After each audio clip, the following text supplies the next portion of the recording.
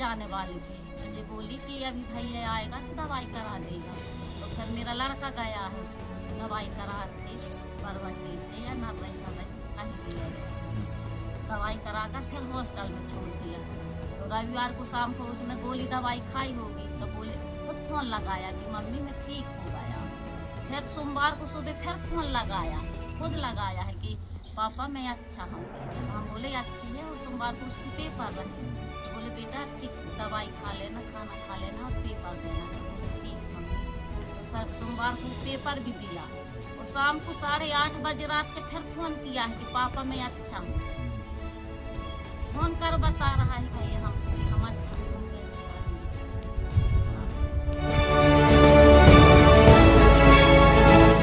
नमस्कार, मैं हूं मंगलेश्वर। ट्राइबल टाइम्स में आपका स्वागत है।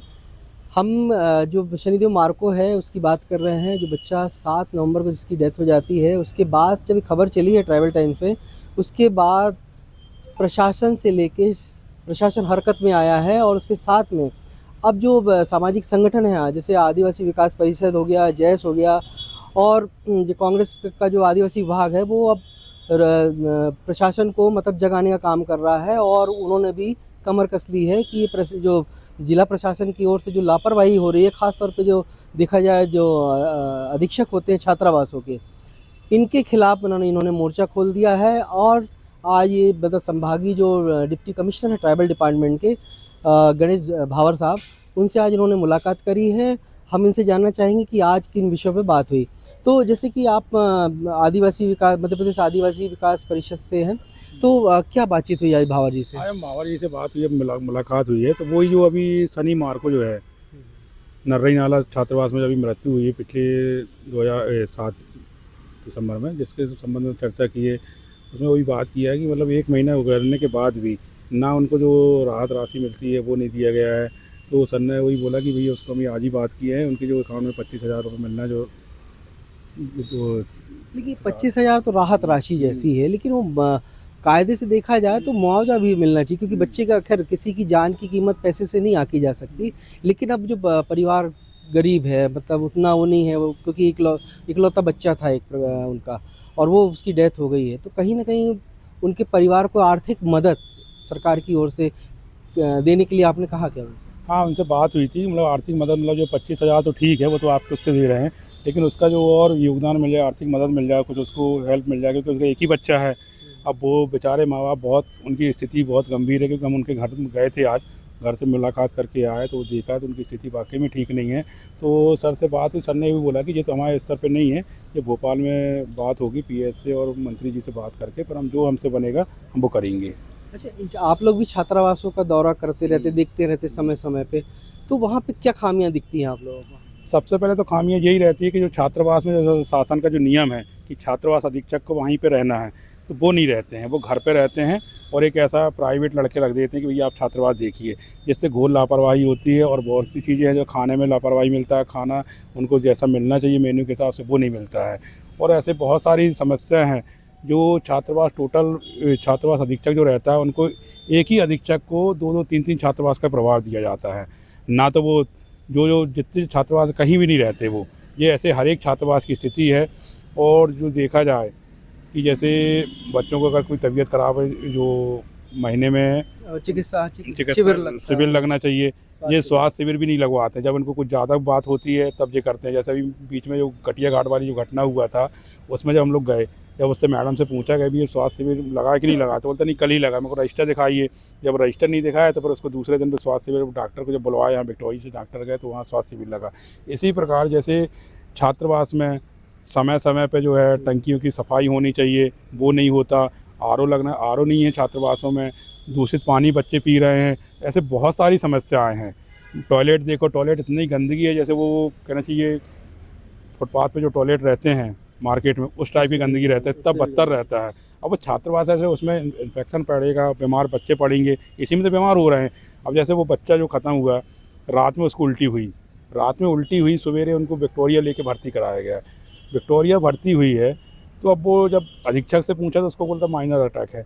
उल्टी हुई तो माइनर अटैक कहाँ से होगा? किस अधीक्षक तो था नहीं, उसको कैसे पता लगा? भाई हम बोल रहे हैं अधीक्षक वहाँ पे था नहीं, उसको कैसे पता चला कि इसको माइनर अटैक है? और दूसरी बात जो जबलपुर में रह रहा है, अगर बच्चे बीमार हो तो कितने समय लगेगा, तक पहुँचने में उसको वैसे ही 1 घंटा लग जाएगा।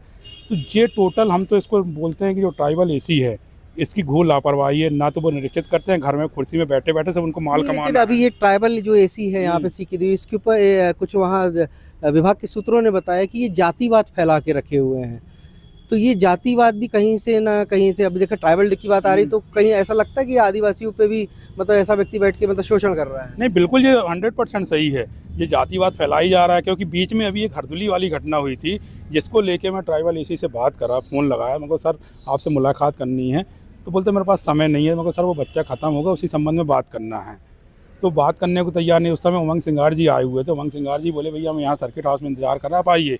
वो नेता प्रतिपक्ष जो माननीय उमंग सिंगार जी है, उनकी बात नहीं सुना। वो जो कैबिनेट का दर्जा प्राप्त है, कैबिनेट का दर्जा प्राप्त है, उनकी बात नहीं सुना। मतलब वो एक अपने आप में बहुत क्या बोले हैं उसको, ये कहीं ना कहीं ये जातिवाद फैलाया जा रहा है, और जातिवाद के कारण ही मतलब वो सिंगार जी इनकी खबर एक सी सामने आई छिंदवाड़ा की भी, वहाँ पे भी किसी महिला को इन्होंने काफ़ी प्रताड़ित किया था।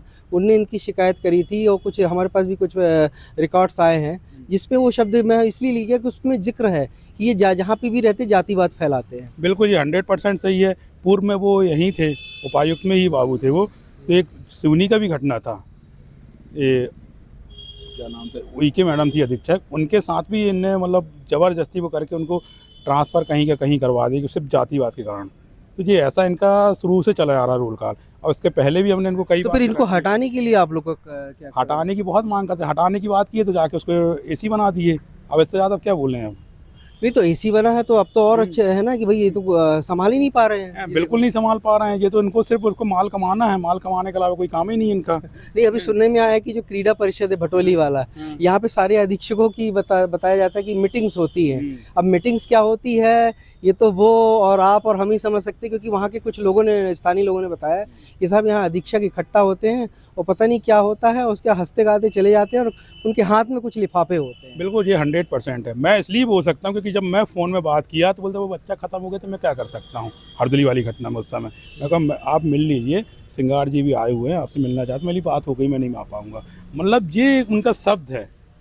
इतने बड़े पद पे बैठा हुआ व्यक्ति, मतलब उसको जरा सी मानवता नहीं है। अब इससे ज़्यादा हम क्या उम्मीद लगा सकें। मतलब वो सामने खुद दिख रहा है कि वाकई में जातिवाद फैला रहा है जी। अच्छा, आप लोग जैस से हैं, आप पहले अपना नाम बताएंगे। अनिल सिंह परस्ते। परस्ते जी, आप लोग जैस से हैं और युवा हैं, इतनी घटनाएं होती हैं तो ये जैस इतने बड़े संगठन है, ये क्यों नहीं मतलब सड़कों पे आते, ये क्यों नहीं देखते मतलब इस चीज़ों को? नहीं सर, जैसे मैं आपको बता दूं कि जो हरदोली वाली घटना हुई थी उसमें हमारी टीम गई थी, और हमारी टीम जाने से वहाँ फिर विधायक और अन्य नेता सब वहाँ पे जांच लेने उनके गए। इसके पहले कोई नहीं गया था। इसके पहले जैस संगठन से ही टीम गई थी। उनके बाकायदा उनके घर गए, उनके माता पिता से मिले, उन्होंने बताया कि इलाज के लिए हम वहाँ कोई सुविधा नहीं है। और फिर वहाँ हमारी जो टीम थी वहाँ जाकर निरीक्षण भी करी, हॉस्टल में जाकर वहाँ के खाना देखे तो कुछ फफूंद टाइप के लग जाते हैं, उस टाइप का वहाँ पे खाना। उनका वीडियो भी उस टाइम पे दिखाया था सोशल मीडिया में। तो इस टाइप की वहाँ पे, और अधीक्षक था, वो अधीक्षक भी नहीं थे, और वहाँ बोल रहे थे कि एक कुंडम में भी देखते हैं, यहाँ भी देखते हैं, 2-2 3-3 प्रभार मिला है उनको। वो तो बहुत सारे ऐसे अधीक्षक है जो 3-3 4-4 लापरवाही के कारण उनकी डेथ हुई, वो लड़की की भी। तो उस टाइम पे भी जेएस ने बहुत कुछ मुद्दे उठाए थे वहाँ से। तो उनके फिर वहाँ के जो माननीय विधायक जी हैं, फिर वो भी उनके घर गए, और जो भी उनको सहयोग मिला होगा उन्होंने किया होगा। तो ऐसे कुछ हैं। अच्छा, ये कुछ छात्र संगठन बने हुए हैं। ये छात्र संगठन तो शुरू में बड़ा खूब आंदोलन करते हैं ट्राइबल विभाग का, उस पर उसके फिर किसी पद पे वाकिफ बैठ जाते हैं तो ये सारे वो मुद्दे और जो इनके वो रहते हैं, जो आदिवासी छात्रों के हितों वाली बाजी, वो सब भूल जाते हैं। तो आप लोग को इस पे आप लोग क्यों नहीं कभी अंकुश लगाने की बात करते कि भाई ये संगठन के लोगों को मतलब ना भेजा जाए? वो कुछ ऐसे हैं, होते हैं संगठन के कुछ ऐसे पदाधिकारी। आपको पता है? इस बारे में तो ज़्यादा मुझे ऐसा कुछ नॉलेज नहीं है, लेकिन ऐसे कुछ हैं संगठन जो पदाधिकारी हैं। फिर कैसे बच्चों का मतलब, फिर आप ये जो इतना ज़्यादा ये घटनाएं हो रही, बच्चे की जान जा रही है, तो फिर भाई संगठन होती है वो आवाज़ उठाते हैं, मीडिया आवाज़ उठाता है ना, उसका आवाज़ उठाना और लोगों तक मतलब शासन प्रशासन तक पहुंचाने का है। ऐसे सामाजिक संगठन जो होते हैं ये भी आम पीड़ित की आवाज़ जो मतलब प्रशासन तक पहुंचाते हैं।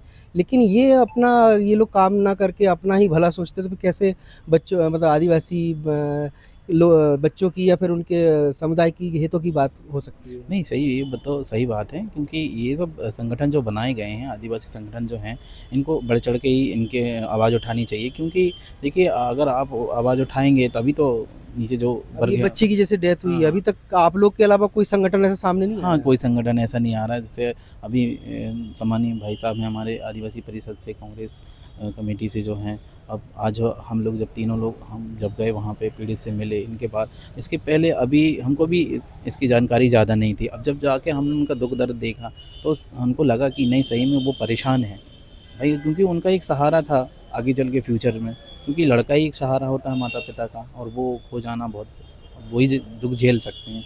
तो अभी आप लोग मतलब ऐसी घटनाएं दोबारा इस छात्रावासों में ना हो, अब आप लोग क्योंकि युवा हैं और युवा संगठन से जुड़े हुए हैं, तो शासन प्रशासन को क्या मतलब ऐसी मतलब चीज़ें मांग कर रहे हैं उनसे, या फिर ऐसी चीज़ें दोबारा ना हो, उसके लिए क्या आप लोग की तरफ से क्या प्रयास किए? जी, जी, बिल्कुल। इसी मुद्दे के लिए हम डीसी साहब के यहाँ आए थे कि आप एक ही प्रभार दीजिए, जो भी अधीक्षक होते हैं, ताकि और उनको ये निर्देश जारी करे आइए कि आप वहीं आपका सुविधा रहने का, खाने का, सारी चीज़ें अगर वहाँ हॉस्टल में ही दे दिया जाए, तो उसमें क्या रहेगा, उनके देख रेख में रहेंगे तो बच्चों को क्या, जो भी कुछ प्रॉब्लम होती है अधीक्षक अच्छे से देख सकते हैं। तो अब जी जैसे अभी विजय नगावड़ी छात्रावास है, जहाँ लड़कियों का छात्रावास है। अब आप बताइए, ये हम एसी की बात कर रहे हैं, ऐसी जगह उनकी किराया से लेना चाहिए बिल्डिंग। चलो छात्रावास बिल्डिंग बन रही है तो उसका किराया से ले रहे हैं, एसी तो नहीं, एसी तो अपने रूम से निकलता ही नहीं बाहर, वो निकलता ही सुबह से आके बैठ जाता जो एक जगह, उसको कोई चिंता नहीं। उसको देखना चाहिए। अभी लड़कियों ने शिकायत की है कि वो जहाँ उन्होंने किराए से लिए हैं वहाँ पे बच्चों लड़कों की आना जाना आए दिन लगा रहता है। मतलब कि वहाँ लैब चल रहा है, 12-12 बजे रात तक वहाँ बच्चे जाते हैं, लेकिन एसी ना अधीक्षक को कोई चिंता नहीं है कि लड़कियां हैं उनके साथ क्या हो एसी सकता को तो है। लग रहा है कि मई जून का जो उनका रिटायरमेंट वो अच्छे से गुजर जाए, तो टाइम पास कर रहे हैं वो टाइम पास कर रहा है। यही मांगों को लेके, सब चीज़ों को लेके कि एसी को हटाने की मांग की है, उन पर सख्त कार्रवाई की जाए। और दूसरी बात, जो नर्रई नाला अधीक्षक है वर्मा, उनके ऊपर भी कार्रवाई की जाए, क्योंकि उनकी घोर लापरवाही है। और अगर कार्रवाई नहीं होती है तो हम आदिवासी विकास परिषद के माध्यम से उनके खिलाफ FIR करवाई जाएगी। और ये सब मांगों को लेके आज उपायुक्त महोदय से बात की है, और उनको ये भी बोला गया है कि अब जांच टीम में जो है अलग के दूसरे विभाग के कर्मचारियों को रखा जाए, और उसमें एक कर्मचारी संगठन, आदिवासी संगठन जो हैं उनको रखा जाए, कोई भी एक पदाधिकारी उनको रखा जाए, ताकि जांच जो है निष्पक्ष हुआ जाए। क्योंकि जो एक उनने बताया माइनर अटैक, 10 साल का बच्चा अटैक कहाँ से आएगा भैया? उनको उल्टी दस्त हुआ है, उल्टी हुई है, दस्त भी नहीं हुई। उनको माइनर मतलब कुछ भी बोल सकते हैं, एक सिंपल सी वो है। मैं खुद हेल्थ डिपार्टमेंट में को मालूम है उनके कि क्या परिवार होता के है। तो बोल रहे थे कि सब नॉर्मल डॉक्टर बता, फिर पूरा कैसे हो सकता है? नॉर्मल होने के बाद ये कैसे हो सकता है? जबकि वो बोल रहे थे भैया यहाँ इलाज नहीं है, उनके परिवार वाले बोले हम उनको प्राइवेट हॉस्पिटल ले जाना, हमको हमारा बच्चा ठीक चाहिए।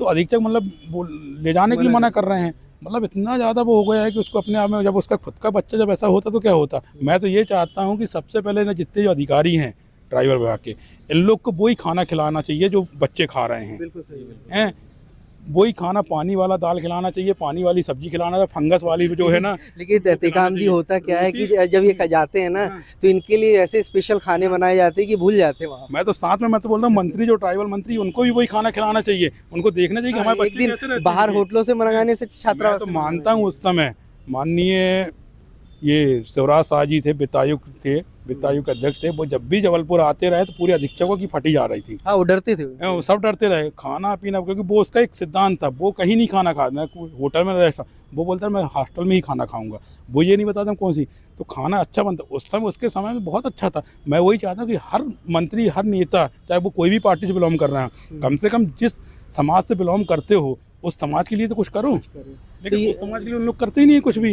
अब ऐसे लोगों को क्या हम उम्मीद रख सकते हैं उनको? तो ये बात सही है कि जैसे हमने भी बार बार हम यही कह रहे हैं, आज हमने डीसी साहब से ही बोला कि शासन का नियम है कि जो भी छात्रावास है वहाँ आदिवासी समुदाय मतलब टीचर होगा, या फिर आदिवासी या फिर SC या ST का जो भी अधीक्षक होगा टीचर होना चाहिए छात्रावास में। लेकिन यहाँ होता क्या है कि दूसरे लोगों वर्ग के लोगों को रख दिया जाता है और ये बोल दिया जाता है कि साहब मिल नहीं रहे हैं।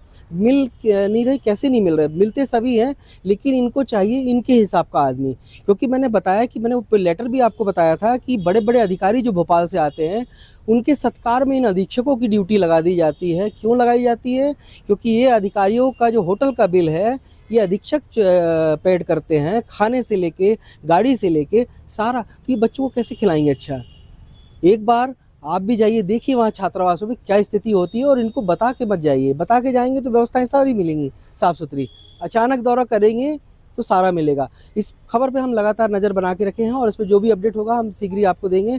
तब तक के लिए आज्ञा दीजिए। नमस्कार, सेवा जोहार, जय भीम, जय भारत, जय संविधान।